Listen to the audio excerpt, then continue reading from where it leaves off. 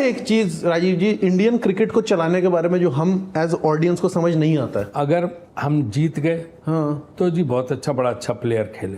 अगर हम हार गए तो बीसीसीआई बहुत गड़बड़ कर रही है और लोगों को गलतफहमी बीसीसीआई के बारे में कि बड़े पैसे कमा रहे हैं। कोई पैसे नहीं, क्रिकेट पे इतना खर्च हो रहा है, कितने स्टेडियम हमारे यहाँ हो गए, हजारों करोड़ की कमाई भी तो हो रही है। हजारों करोड़ हम टैक्स में दे रहे हैं, ये लोग नहीं जानते। अकेला खेल संगठन है, स्पोर्ट्स बॉडी है जो भारत सरकार को हजारों करोड़ टैक्स देती है, कोई एग्जम्पशन नहीं है बीसीसीआई को। और ना 1 रुपए हम ग्रांट लेते हैं सरकार से, तो ना तो हम भारत सरकार से कोई ग्रांट ली पहले, ना अभी तक ले रहे हैं, और उल्टे हम टैक्स दे रहे हैं जैसे प्राइवेट कंपनीज देती हैं। ट्रीट ऐसे किया जाता है जैसे कोई गवर्नमेंट बॉडी हो। एक ऐसा गुलदस्ता था बीसीसीआई में जिसमें सब किस्म के लोग थे, जिसमें जो है बिजनेसमैन डालमिया जैसे था, जिसमें ब्यूरोक्रेट बिंद्रा जैसे थे, जिसमें पवार साहब जैसे पॉलिटिशियन थे, माधवराव सिंधिया जैसे पॉलिटिशियन थे, NKP साल्वे थे।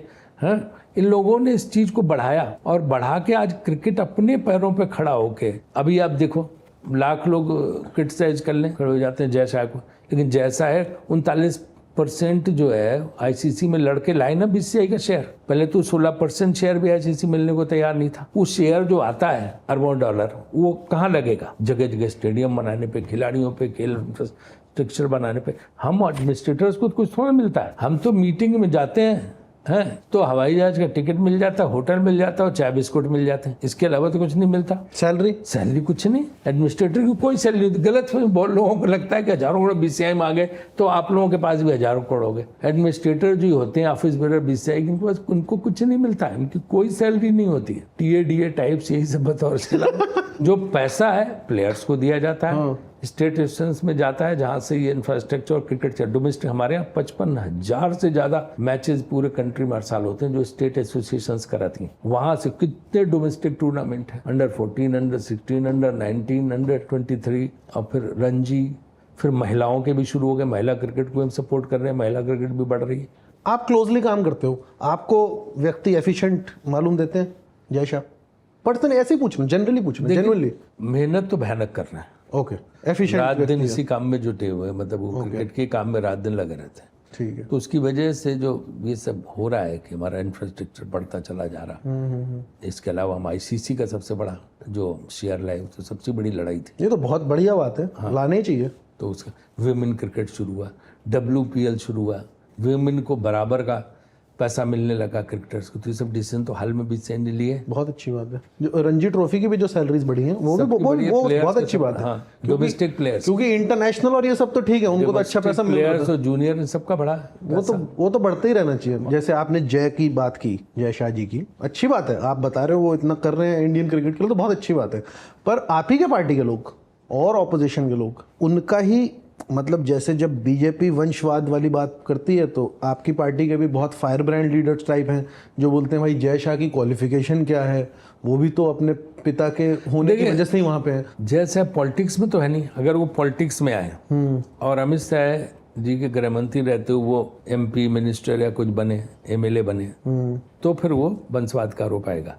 ऐसा तो नहीं गवर्नमेंट ऑफ इंडिया ने अपॉइंटमेंट कर दिया। जी। वो तो पूरा इलेक्शन होती है, यूनानिमसली इलेक्शन होता है, उसमें आदमी अपॉइंट होता है। सौरव गांगुली भी हुए थे, रोजर बिन्नी भी हुए, हम भी हुए, जय शाह भी हुए, और लोग भी जो होते चले आए हैं। तो उस ढंग से होता। तो इसमें तो एक इलेक्शन हुआ, इलेक्शन के आधार पर वो इसमें आए हैं। हाँ, अगर वो पॉलिटिक्स में आके उनको गुजरात सरकार में मंत्री बना देते, MP बनाए, तो ये बात हो सकती है। पर वो भी तो इलेक्शन, तो जो कांग्रेस पार्टी के लोग कहते हैं वो उनमें 10 दूसरे नाम लेते हैं। जैसे इनके तमाम नेता ऐसे हैं जो इसमें जो मौजूदा भाजपा के नेता या पहले रहे हैं उनके बेटे हैं। तो वंशवाद तो हर पार्टी में, वो भाजपा में तो समाज में, हमारे तो भाजपा में, तो भाजपा को वो कहते हैं, जो बाकी लोग कहते हैं कि भाई आपको परिवारवाद पे बोलने कोई अधिकार नहीं, क्योंकि आप क्या भी परिवारवाद है।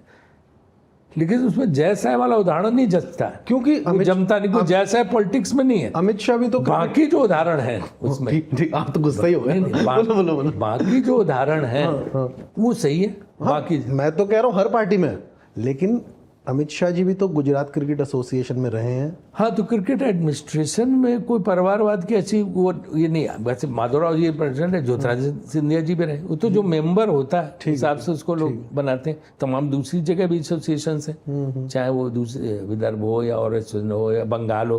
बंगाल में डालुआ जी का बेटा है ना, तो वो या चंडी गांगुली थे, उनके बेटे सौरभ मतलब ये है ही ट्रेंड, ये वो एक उसमें है। तो उसमें कोई, क्योंकि इसमें इलेक्शन उस तरह से होता है, कोई परिवारवाद की बात नहीं, सबको वही 30-35 मेंबर्स को चुनना होता है। यार ये स्टेडियम का नाम नरेंद्र मोदी रख देने तो थोड़ा गलत नहीं है? भाई आपको लग रहा होगा आपका गुजरात क्रिकेट एसोसिएशन में हो गया तो फिर उन लोगों ने नहीं, पर आपका भी तो कोई ओपिनियन होगा ना, क्योंकि आपकी पार्टी के लीडर्स का भी तो एक ओपिनियन है उस चीज पे। नरेंद्र मोदी जी जो है वो गुजरात क्रिकेट एसोसिएशन के अध्यक्ष भी रहे, लेकिन एक जीवित आदमी के नाम गुजरात क्रिकेट एसोसिएशन के अध्यक्ष भी रहे वो, रहे हैं, और बीसीआई में भी आते थे। आपको कोई सैद्धांतिक दिक्कत नहीं है इस बात से कि एक जीवित आदमी पे ही, एक जो सर्विंग प्राइम मिनिस्टर उसके नाम पे ही एक स्टेडियम रख दिया इसमें कोई रोक तो है नहीं कहीं संविधान में? नहीं, सैद्धांतिक रूप से मैं राजीव शुक्ला से बात कर रहा हूँ। हाँ, नहीं सैद्धांतिक रूप से इस चीज में मुझे नहीं लगता कि नहीं कोई ऐसी रोक होनी चाहिए। लेकिन थोड़ा फनी नहीं है Narendra Modi stadium Ambani and Adani and ऐसा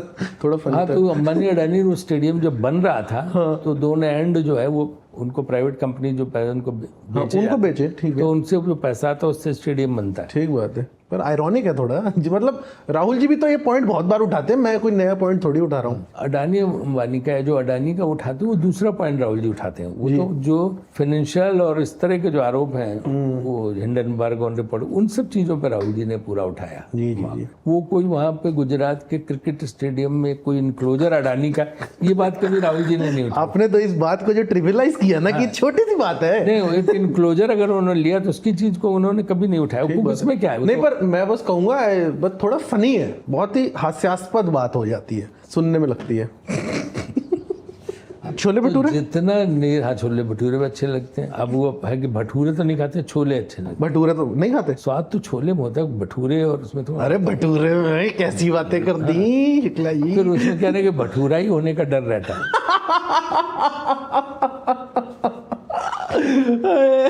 मैंने ना कल इंस्टाग्राम पे लोगों से पूछा कि मैं आपका इंटरव्यू कर रहा हूँ, क्या पूछूं, तो एक सवाल बहुत सारे आए वैसे तो, पर एक आया कि यार कानपुर में इतना कम मैचेस क्यों होते हैं? अब ये जो लखनऊ का स्टेडियम बना है तो इसकी कैपेसिटी 50,000 से ऊपर है, तो बीसीसीआई का प्रेफरेंस, आईसीसी का प्रेफरेंस रहता है लखनऊ का स्टेडियम को, किसकी कैपेसिटी, नया स्टेडियम, ठीक है, नेचुरल बात है, ऑब्वियस, आधुनिक सुविधाएं हैं।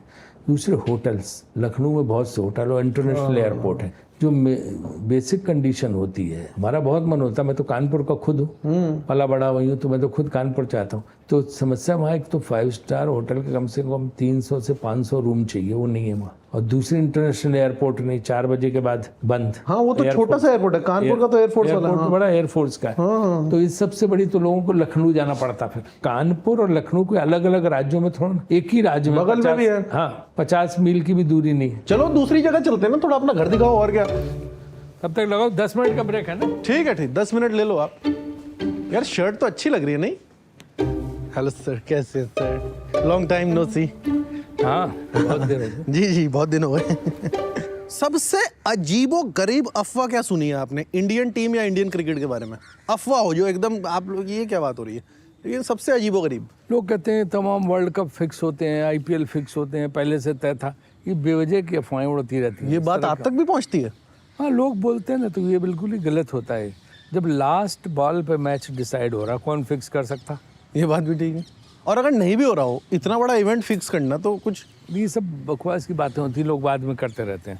ये जो 2019 में हुआ ये फाइनल, ये बाउंड्री पे दे दिया उनको रूल, आपको लगा ये सही रूल था? नहीं, मेरे हिसाब से मैं तो उस रूल से सहमत नहीं था। मैं उस दिन भी ट्वीट किया था और न्यूजीलैंड टीम को बधाई दी थी कि बहुत अच्छा खेले। मेरे हिसाब से अब तो रूल चेंज हो गया। हाँ, अब तो चेंज हो गया, लेकिन तब का रूल था, उस रूल का एडवांटेज मिला इंग्लैंड को।